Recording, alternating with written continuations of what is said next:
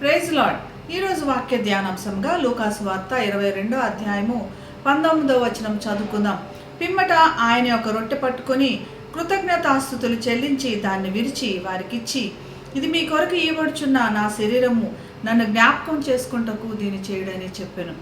పస్కా పండుగ ఆచరించిన తర్వాత యేసు ప్రభురాత్రి భోజనము తన శిష్యులతో పంచుకుంటున్నాడు.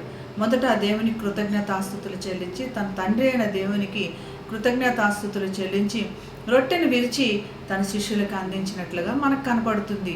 రొట్టెను తన శరీరం, ఇది నా శరీరము అని చెప్తున్నాడు.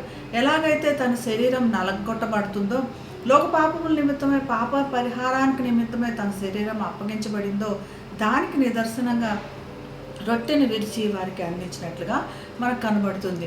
మీరు నన్ను జ్ఞాపకం చేసుకుంటకు దీన్ని చేయుడని చెప్పాడు. మరి పస్కా పండుగ ఇంతవరకు వారు ఆచరిస్తూనే ఉన్నారు.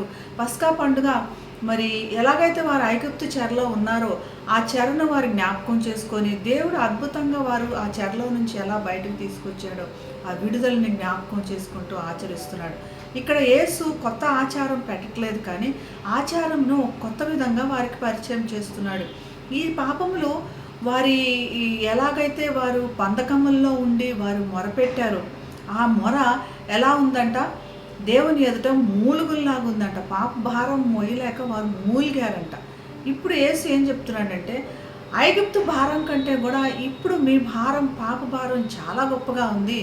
అంత గొప్ప భారం నా ఎదుట మూలుగుల్లాగా ఉంది, మూలుగుల కంటే కూడా ఎక్కువగా ఉంది. ఆ పాపములు పరిహరించడానికి నేనే స్వయంగా వచ్చాను. నేనే నా శరీరాన్ని అప్పగిస్తున్నాను, నా రక్తాన్ని అప్పగిస్తున్నాను. పాప పరిహార్థమై మీ పాపములని శాశ్వతంగా తొలగిస్తున్నానని దేవుని మనకు తెలియపరుస్తున్నాడు. ఇంత గొప్ప ప్రేమ కదా.